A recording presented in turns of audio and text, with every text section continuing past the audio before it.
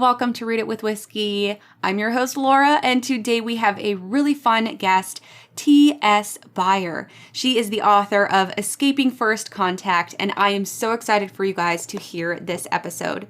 But first, let's talk a little bit about T.S. T.S. Beier is a science fiction aficionado. Her first novel, the post-apocalyptic adventure What Branches Grow, was a top 5 category finalist in the 2020 Kindle Book Awards. And as I'm recording this audio for the episode, we also just found out that What Branches Grow has also made it to the semifinals of the self-published science fiction competition. Tina has a BA in English, a graduate certificate in creative writing, a certificate in publishing, and writes for postapocalypticmedia.com. She is also an entrepreneur and the co-owner of Rising Action Publishing Company, a Canadian-based indie publisher and editing services provider. As a post-apocalyptic writer myself, I am really excited to dive into What Branches Grow. However, for this interview, we talked about T.S. Beier's book, Escaping First Contact. This is book 1 of the Burnt Ship series. Here's what it's all about. At the far edge of cultivated space, a derelict ship rests. 10 times larger than the biggest Terran dreadnought, the ship is not recognized by any of the 5 species tenuously coexisting in the galaxy. Small crews are sent to investigate. What they find is a trap. Once in the metal labyrinth's clutches, it is clear the unlikely allies will not escape unless they can work together as a team. Unfortunately, trust and cooperation are entirely out of the question. An immersive tale of escape and camaraderie, Escaping First Contact brings together an unforgettable cast of characters, richly detailed alien cultures, deft humor, and explosive action. This book was like something that I have never read before. I have read a little bit of space opera, a little bit of alien stuff here and there, but this brought everything to the table. Not only are the characters very well defined and their stories arc throughout the book, but there is so much more to tell in book 2, which actually just released. A Threat Revealed, Book 2 of the Burnt Ship series, is now available for purchase. So dive into this episode with T.S. Beier to learn all about Book 1, and then you can go ahead and binge both. Let's get into the episode. Welcome to Read It with Whiskey, the interview podcast featuring science fiction and fantasy authors. My name is Laura Juntunen, your host and the author of the Shockwave series. I am also a book club moderator, speaker, and avid reader, truly invested in every author's story. Within this podcast, I bring to you, the reader, all the behind-the-scenes secrets to how these guest indie authors bring their books into the world. If you are a sci-fi fantasy reader, then you need to hear from these authors. Let's learn about the person behind the page. Sit back, sip some whiskey, and lean in to these self-published authors. Really quickly, I want to give you an episode update. All Laura J. Live update content will now be exclusively given to our Patreon members. This segment will no longer be featured in these public episodes on your favorite podcasting platform. However, to gain early access to Read It with Whiskey episodes, as well as hear behind-the-scenes content from yours truly, visit www.patreon.com/readitwithwhiskey. There on Patreon, you can choose between 3 tiers, all featuring different member benefits, from monthly honest book reviews in the BIR or Books I Read series, to raw unedited video content of all author interviews. This is the place to be if you love fantasy, science fiction, and whiskey. Not only that, we also have the Read It with Whiskey book club. All tiers are eligible for membership for this sci-fi fantasy free-flowing book club, as well as have access to our monthly book club virtual meetups. I am so excited to share my love of books with you. I'll see you there.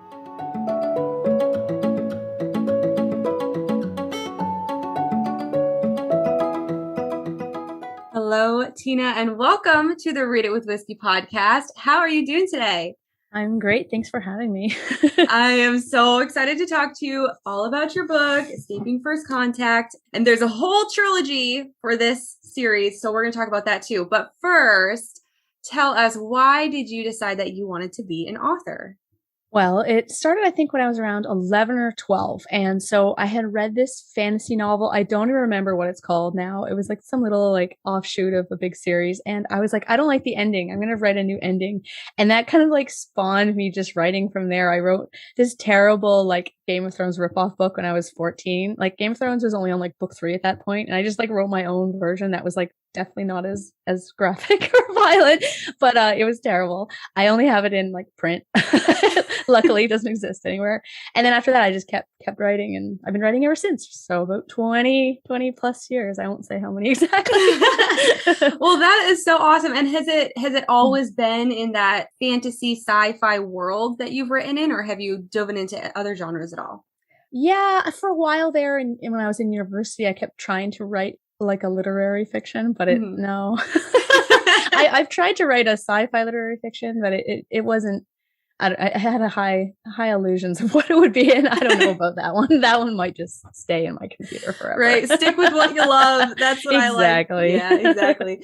Currently, you have 2 published books, and we'll get into the different books that you have. But tell us, are you a full-time author? Are you in the writing industry full-time, or what do you do for work?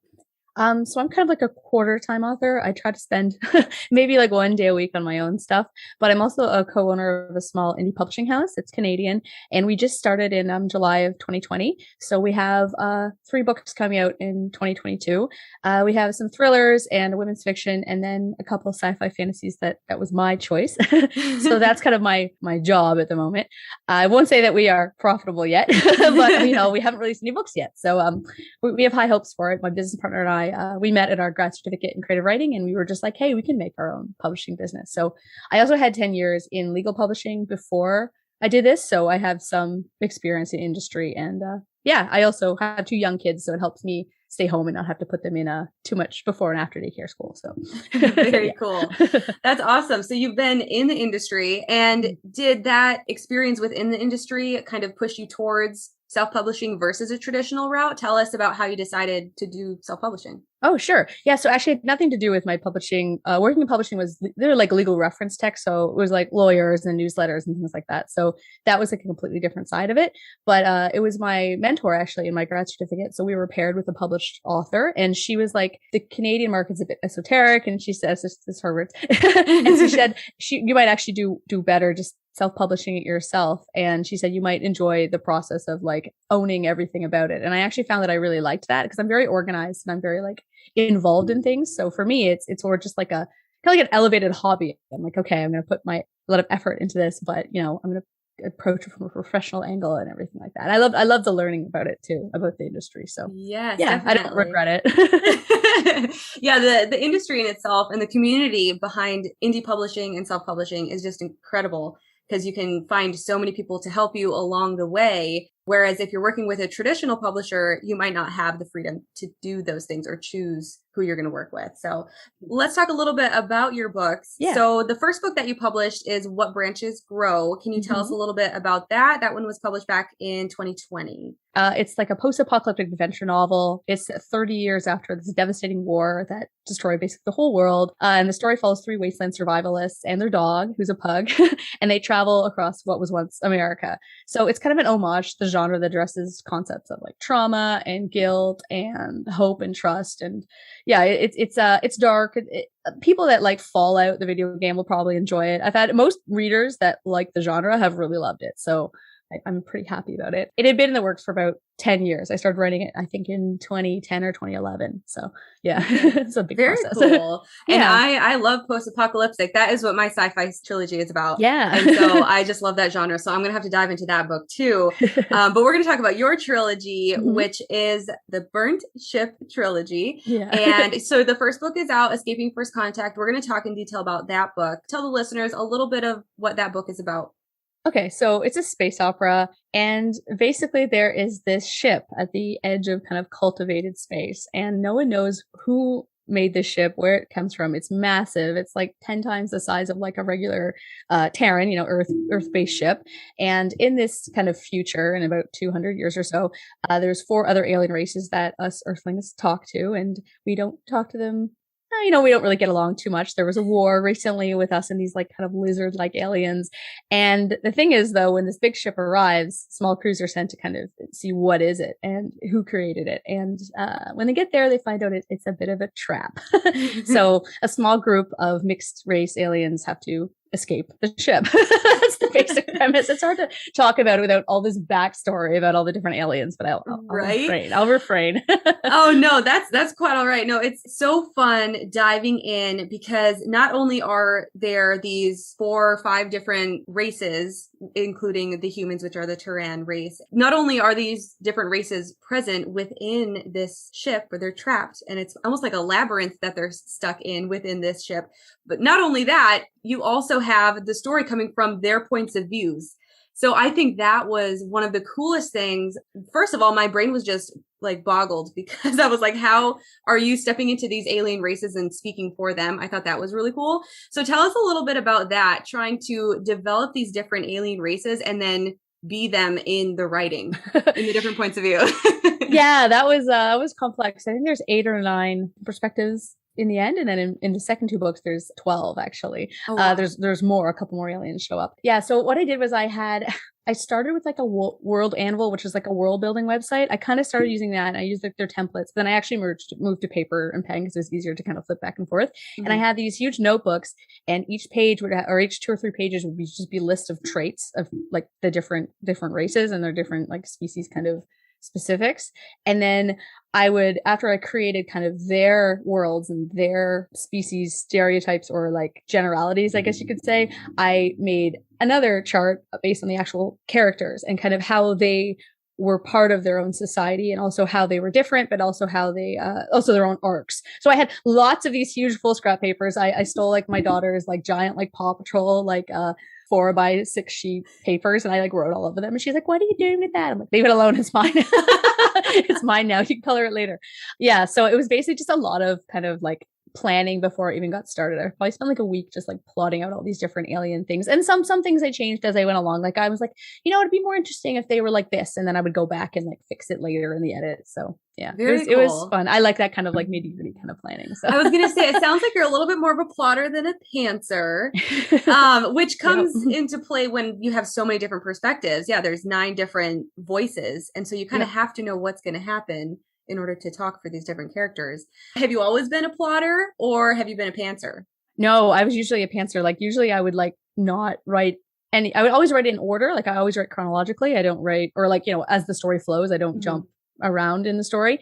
But yeah, usually I had no idea how the ending would be. Like with What Branches Grow, I had a brief scene at the end was all I was working on. I'm like, this is the end result. And it took a long time to get to it. But that was more of a, like, it's more of an episodic kind of journey too. Then this one was more of a self-contained like story. So I guess I'm fond of stories that are like journeys more than destinations, but yeah. So maybe that's why, I don't know. And then you also mentioned that you have an epic fantasy that was like hundreds of thousands of words long. So that was pantsed as well. And where is that? Oh my God. So that thing is like 690,000 words. That's crazy. It's massive. I started writing when I was 18. I finished it, I think, when I was 21 or 22.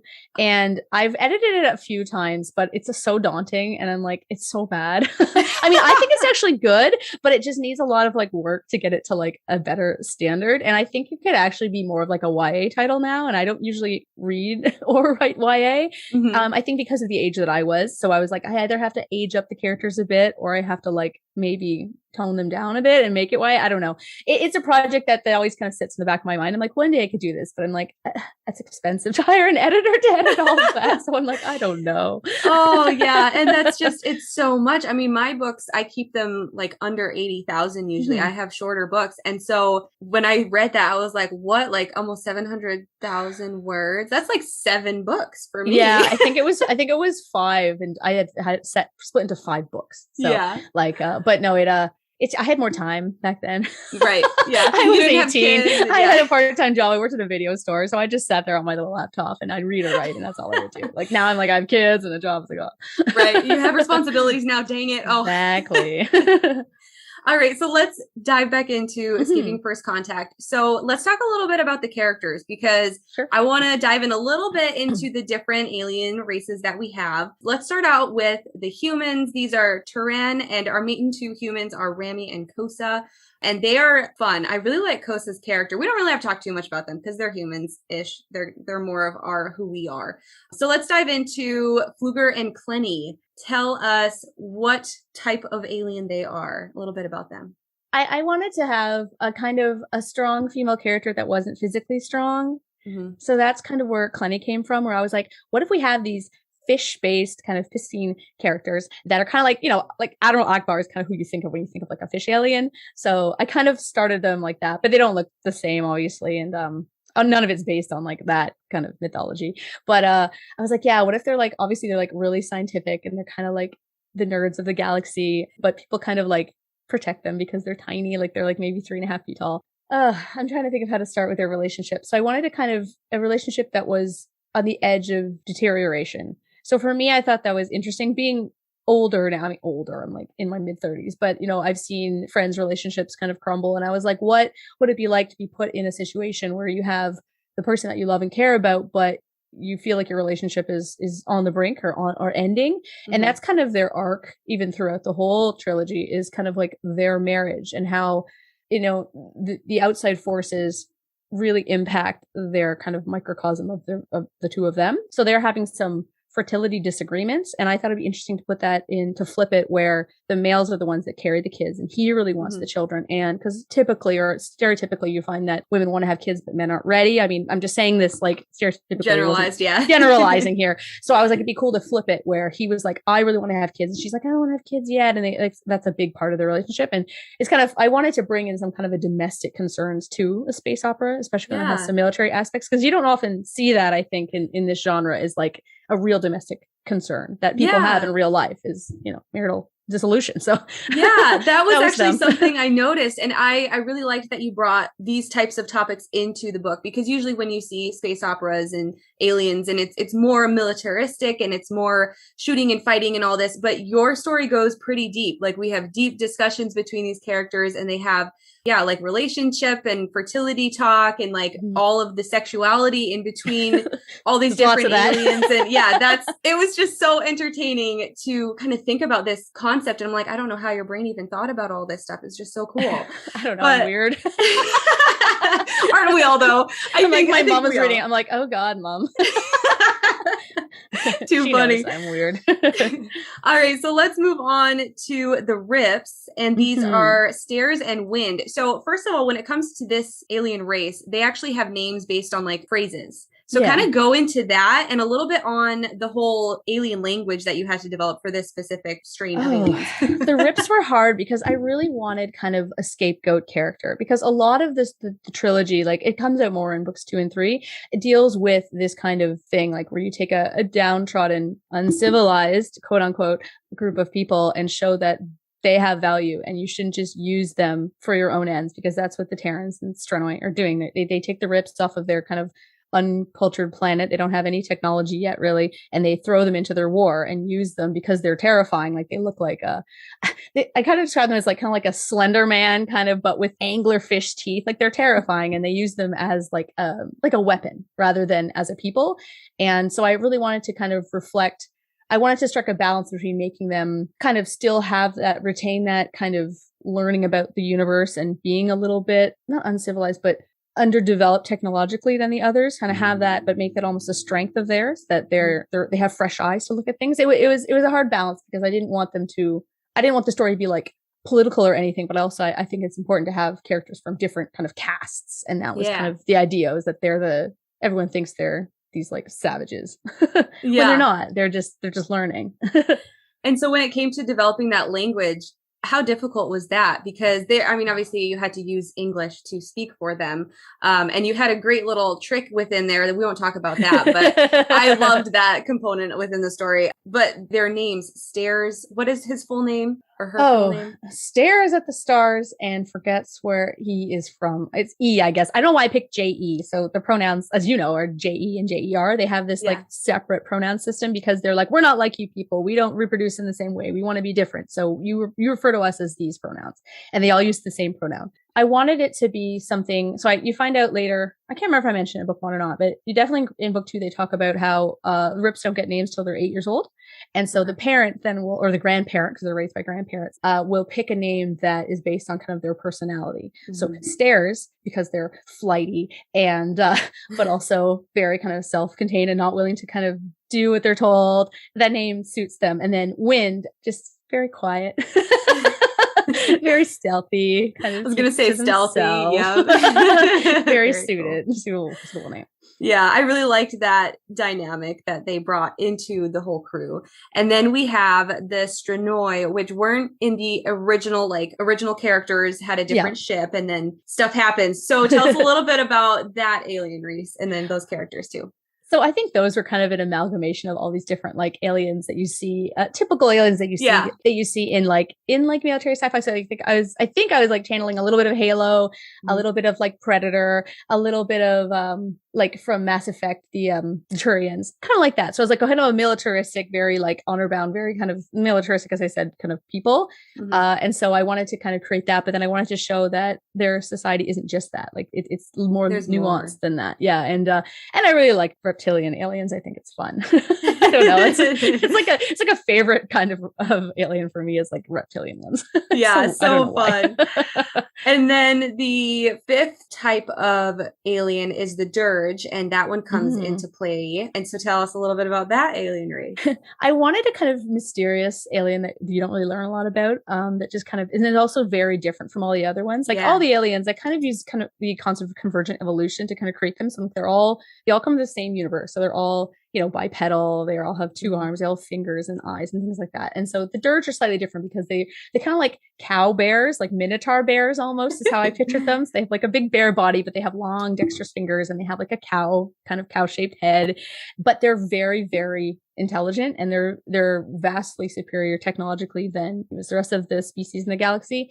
And I just wanted them to be kind of aloof and also kind of sad because so as you find out in the story, they in their kind of scientific endeavors centuries past, they created a virus that ended up sterilizing their entire population, and they've never been able to recreate that. So all of their people are kind of that grown, so they're all like clones.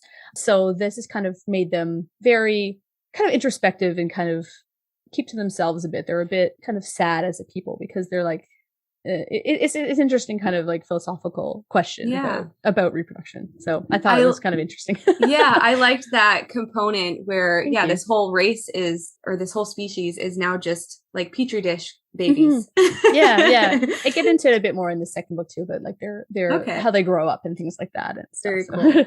And these different species have to basically work together in this foreign alien ship. They don't know who these people are or where this ship comes from. And so we're not going to go any further than that because otherwise we would definitely talk about spoilers.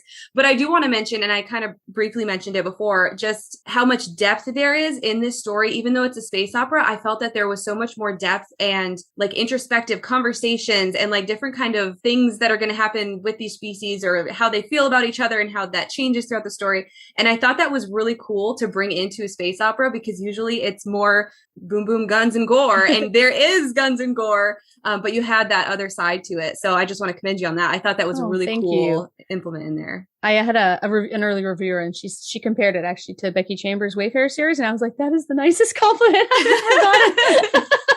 I was kind of going for character driven. That was kind of the point. So I was like, oh wow. Okay, then. Definitely character driven. I love it.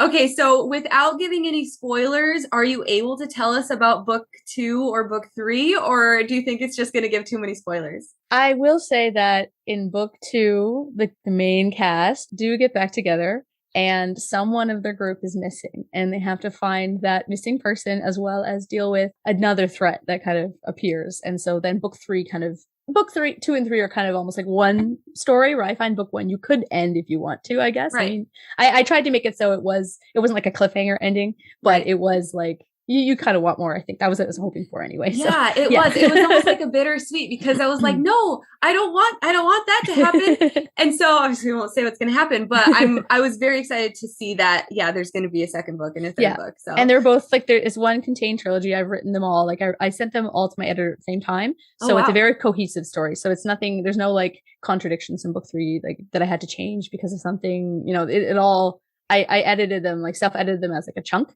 Yeah. So yeah, it all fits together. That's a good idea. And then it takes away that stress of when you're publishing a book, you aren't working on another one. Yeah, exactly. Because that's how I've done my trilogy. I'm like writing as I'm trying to market the book that's already out. And I'm like, oh, this is a bad idea. And moving forward, I'm definitely going to do what you did. Write them all and then publish. I found the momentum helped too. I was like, okay, cool. Now I can do book 2. And then I'm like, oh yeah, and book 3. And book 2 and 3 have a lot more battle action scenes. There's some battle scenes like with actual like military battles and things, and a lot more ship battles and things like that. And there's a little bit more romance too. And oh, excited.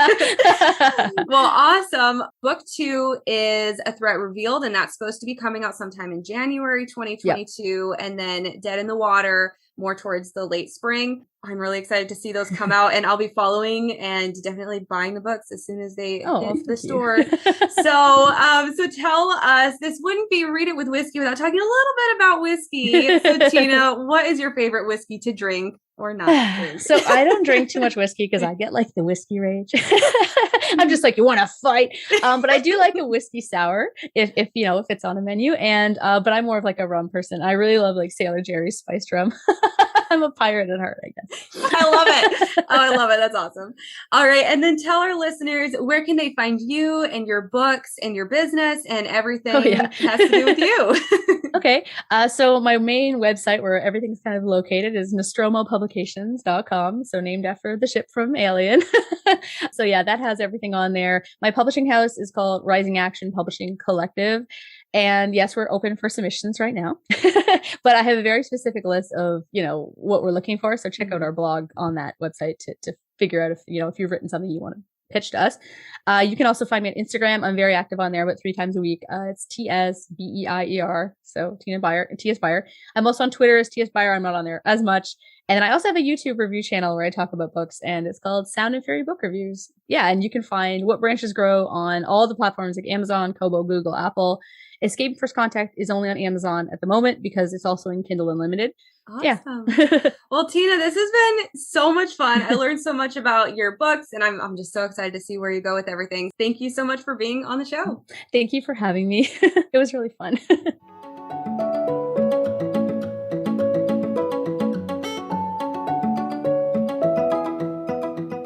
As always, I thoroughly enjoy interviewing these authors. I love self-published authors, and I love when they do things for other self-published authors within their community, which obviously Tina does very well. So just a reminder, A Threat Revealed has just been released, which is The Burnt Ship Book 2. So you definitely want to dive into Escaping First Contact, go grab A Threat Revealed, and then we'll see how long it takes to get that third and final book in the trilogy out. I know I will be waiting on pins and needles. And next time on Read It with Whiskey, we will be interviewing Danielle M. Orsino. She is the author of the Birth of the Fae series. We're going to talk all about Book 1, Locked Out of Heaven. You do not want to miss this really exciting episode from this incredible human being. I say human being because sometimes you might have to guess. She is an incredible cosplayer and is actually the model for all of her books' covers. We dive into all of that in the next episode. I'll see you there. You've been listening to an episode of Read It with Whiskey. I am your host, Laura Juntunen, and I just wanted to personally hop in and say thank you so much for listening. Your support of the podcast means so much to me, and I would really appreciate it if you could go onto your favorite podcast platform and rate and review the show. By rating the show, you're going to help more people find the podcast so then we can grow. Once you review the show, share it on your social media. Share your favorite episode with your friends, and come back next time to hear more from self-published authors. I'll talk to you soon.